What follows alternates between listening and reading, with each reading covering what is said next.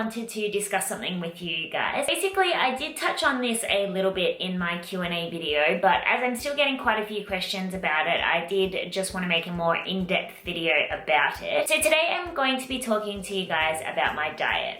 So for those of you who don't know, I am currently on a fat loss diet because I am going to Mexico in about 4 months. So I am trying to lose a bit of body fat, and the way that I am doing that is by counting macros. I have sort of always counted macros in a sense, even when I'm not intentionally trying to lose weight. It's just my preferred method of keeping track of my diet. But there has been one significant change into the way that I used to do this, and that is that I have now transitioned into a plant-based diet. Now I know there is a lot of controversy that comes with being on a plant-based diet, and there are a lot of people and they have a lot of opinions, and do you know what? I do think it is fantastic. I think it's great that there are a lot of passionate people out there who want to spread their messages, and while counting macros on a plant-based diet may not be the most popular diet out there, it is just what is working best for me. I know there are a lot of other options when it comes to a plant-based / vegan diet,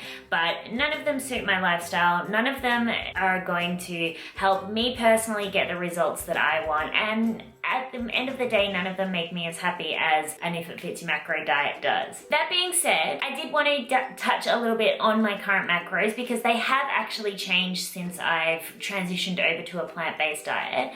But then more importantly than that, I did want to discuss one thing with you guys, and that is protein. So prior to being on a plant-based diet, I did test the waters with quite a few different macro splits, and what did work for me was having a sort of moderate to high protein amount, a moderate to high carb amount, and a lower fat amount.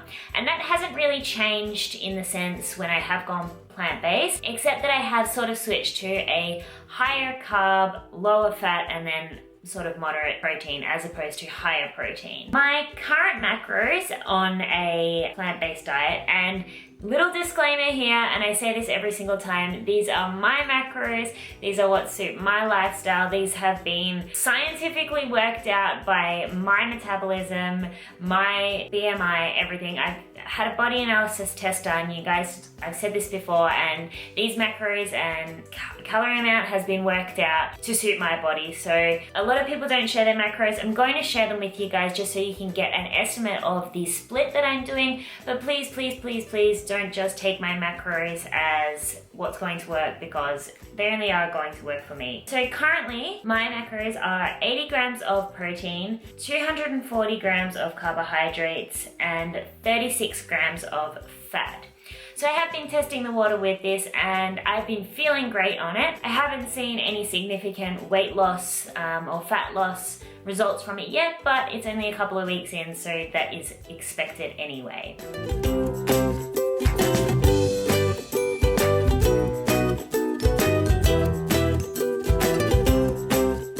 So now that I've given you guys a little bit of an overview of what my current fat loss diet is all about, I wanted to talk to you guys about protein. Now, I know a lot of people who do eat a plant-based vegan diet think that this is a bit of a ridiculous topic, but I am going to be completely honest.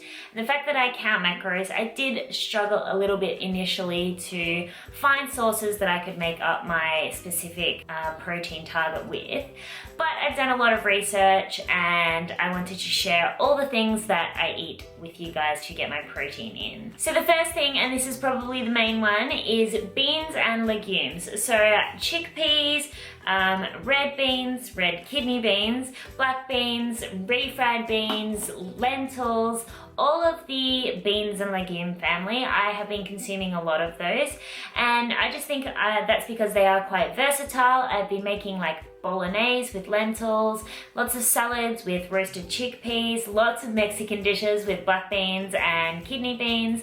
So there is so many different recipes that you can make with beans, and I just think they're a real versatile protein source. The next thing that I have been getting a lot of protein from is quinoa. So quinoa is great. In a 50-gram serving, there is 7.2 grams of protein, and I would probably normally have about 100 grams of this. So that is a great alternative as well to rice or pasta. And the next thing is nuts. So I don't consume a lot of nuts because, as you guys saw, I did have a lower fat amount. But it is just a great way to get in a little bit of extra protein, and if I'm having more vegetables / fruit / grain based dishes for the rest of the day, then I can afford to have a few nuts as a snack potentially in the afternoon. So another great way to get protein in, and especially if you are trying to replace meats in your diet, tempeh or tofu is a great way. So if you're doing like stir fries or curries or any kind of dish that you would have a meat in it, you can always substitute with these two. The thing to mention with tofu and tempeh as well is make sure that you are going for ones that are organic, because if they're genetically modified, they can be really bad for your health. So another thing that you can do for meat replacements, and I would not recommend consuming this every day, I wouldn't even consume this every week, but just as a treat now and then, I do go for like meat replacements. These ones are crispy chicken tenders, and in this Gardein brand, you can get like meatballs, Szechuan beef, crab cakes. There's lots of different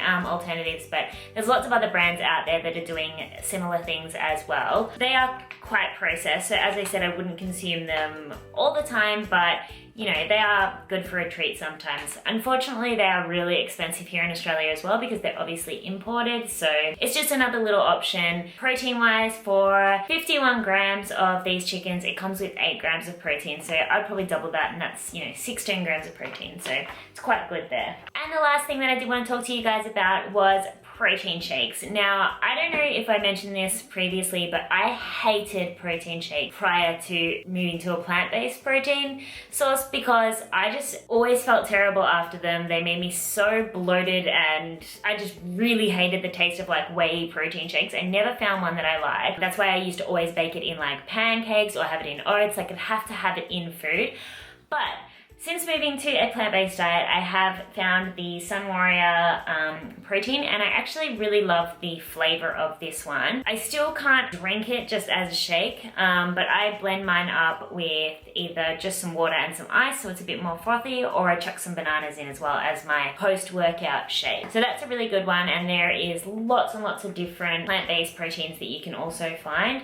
This one is whole grain brown rice protein. I find that brown rice is a lot less grainy than pea protein, but as I said, do your research. There's lots of different ones out there, so you might find one that will suit your needs. So that's it for my little chit chat about my diet and my protein sources, guys. I really hope this video helped some of you out there who have a little bit of concerns about replacing meat in your diet and where you're going to get your protein from.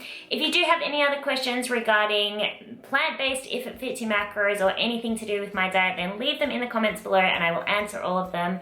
And if not, I will see you guys next time.